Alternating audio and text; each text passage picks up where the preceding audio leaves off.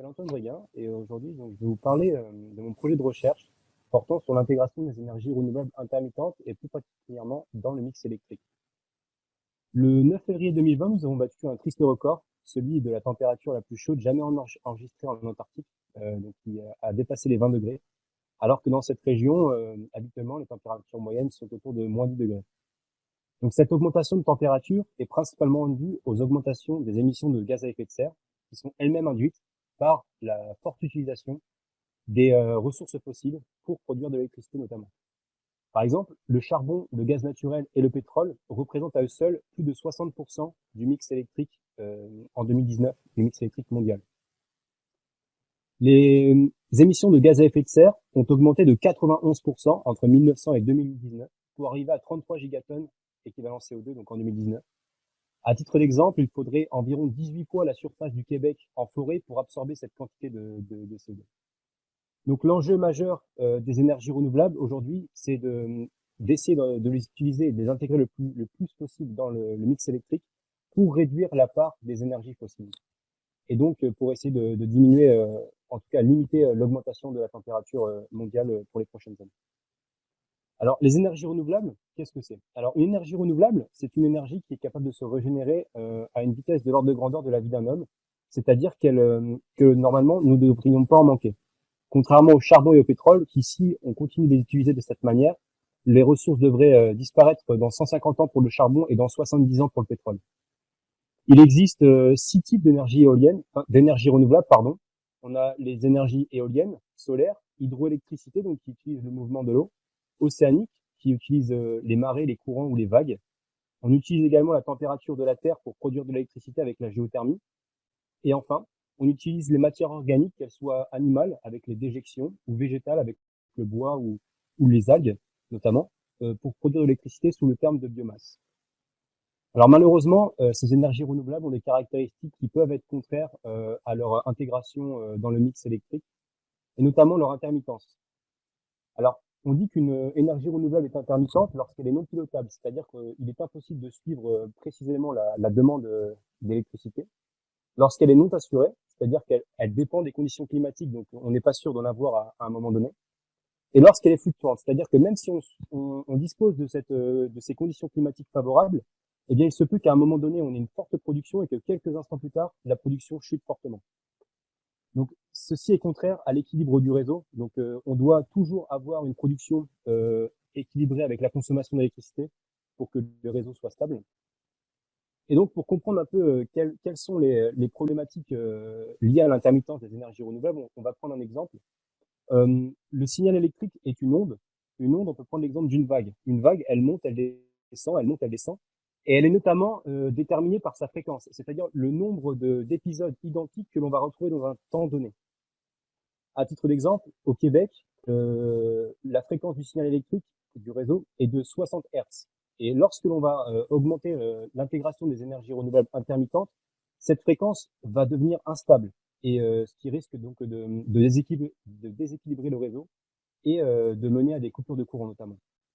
Cette intégration en masse risque aussi de polluer l'onde électrique. Donc au lieu d'avoir une onde totalement lisse, on va avoir plein de petits bruits, et couplé aux variations de tension, c'est un danger donc pour la qualité de l'énergie et donc également pour un risque de coupure de courant.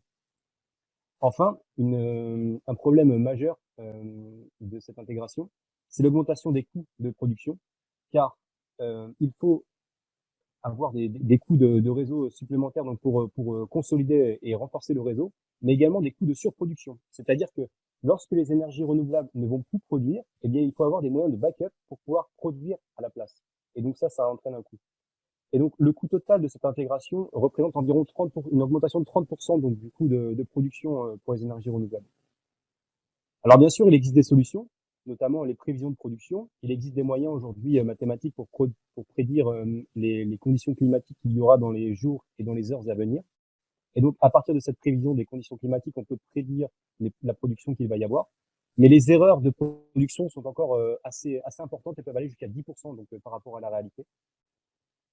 On peut également avoir recours à l'interconnexion du réseau électrique, c'est-à-dire que on relie les réseaux électriques de pays frontaliers entre eux pour pouvoir utiliser la production d'un autre pays lorsque l'on ne produit pas, par exemple. Et saviez-vous par exemple qu'au Québec, donc le Québec est interconnecté avec l'Ontario et le New Brunswick, et également avec les États américains de New York et de la Nouvelle-Angleterre. Donc c'est certes une belle avancée, mais assez loin du projet chinois qui vise à interconnecter le monde dans sa globalité, donc pour pouvoir donc voilà une interconnexion mondiale. Mais ce projet est plus utopique que réaliste à l'heure actuelle, car les coûts engendrés seraient de 38 000 milliards de dollars, donc des coûts faramineux qui rendent le projet assez utopique.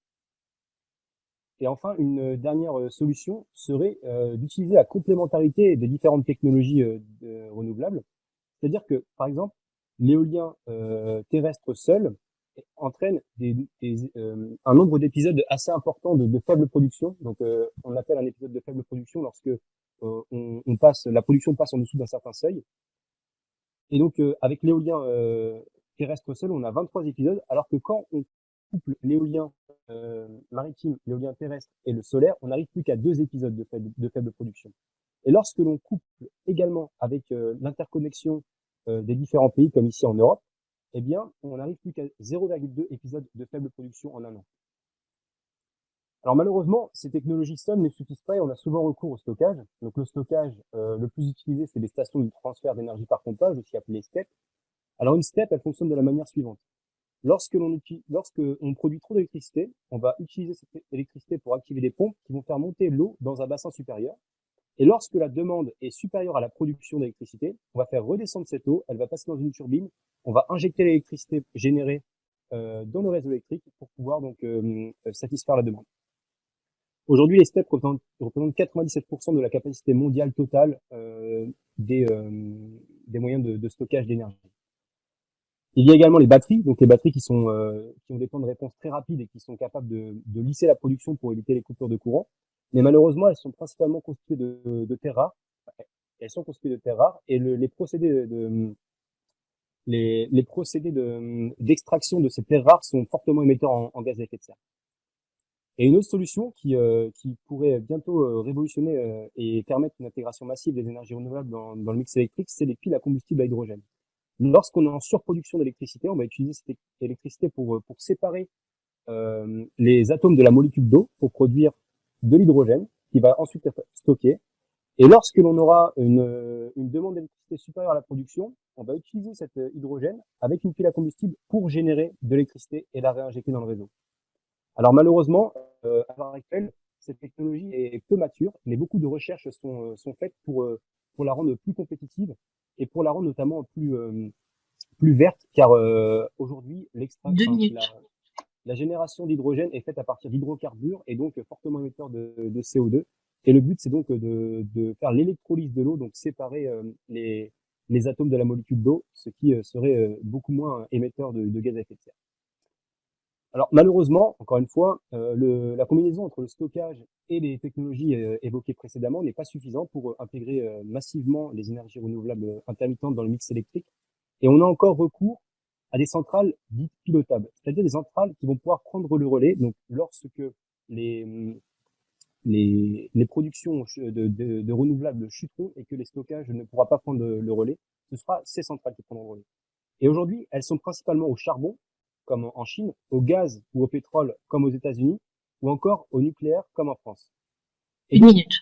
pour pouvoir prétendre à un mix 100% renouvelable, il faut donc que ces moyens de production pilotable soient eux-mêmes renouvelables. Et ça, c'est possible notamment au Québec avec l'hydroélectricité ou en Islande avec l'hydroélectricité et la géothermie. Donc ici, je viens de faire une revue de littérature de mon projet de recherche, donc revue de littérature que je viens de finir.